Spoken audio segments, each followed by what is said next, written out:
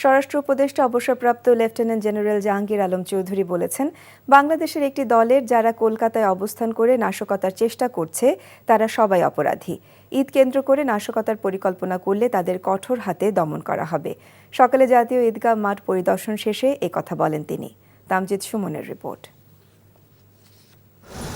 ফাঁকা ঢাকায় নাশকতার গুঞ্জন সামনে রেখে প্রস্তুত জাতীয় ঈদগাহ মাঠ। সাজ রবের মধ্যে বাড়তি সতর্কতায় রয়েছে নিরাপত্তা বাহিনী। ইতোমধ্যেই 5 স্তরের নিরাপত্তা বেষ্টনীতে ঘিরে রাখা হয়েছে জাতীয় ঈদগাহ মাঠ।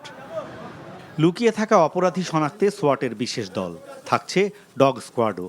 রাখা হয়েছে সিসিটিভি ক্যামেরায় সার্বক্ষণিক নজরদারি। ঈদগাহ মাঠ পরিদর্শন করে র্যাব ও পুলিশের প্রধানরা জানান, নাশকতার ঝুঁকি না থাকলেও এ বিষয়ে সতর্ক আছে তাদের বাহিনী। আমরা সবসময় সতর্ক আছি। নিষিদ্ধ ঘোষিত যে সমস্ত দল আছে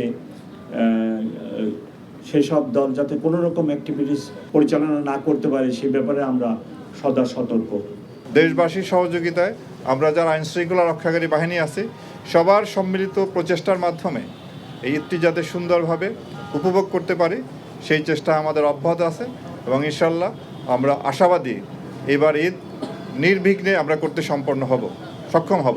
ফাঁকা ঢাকায় কোনো নাশকতা হলে জনগণকে নিয়ে তা প্রতিরোধ করা হবে বলে জানান স্বরাষ্ট্র উপদেষ্টা। দেশের বাইরে থেকে যে কোনো অপতৎপরতা রুখতে প্রস্তুত রয়েছে গোয়েন্দা বাহিনীগুলো। কলকাতায় ইফতার পার্টিতে একটি দল আওয়ামী লীগের নাম উল্লেখ করেছে যে তারা নাশকতার পরিকল্পনা করেছে। কলকাতায় কারা আছে?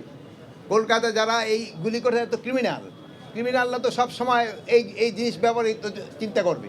তা আমরা এই ক্রিমিনালদের এগেনস্টে কী ধরনের ব্যবস্থা নেওয়া যায় আমরা সেই ধরনের ব্যবস্থা নিব। এবার জাতীয় ঈদগাহে 35,000 মুসল্লি নামাজ পড়বেন। নারীদের জন্য রাখা হয়েছে আলাদা ব্যবস্থা। আর মুসল্লিদের নিরাপত্তায় নিয়োজিত থাকবে 15,000-এরও বেশি আইনশৃঙ্খলা বাহিনীর সদস্য।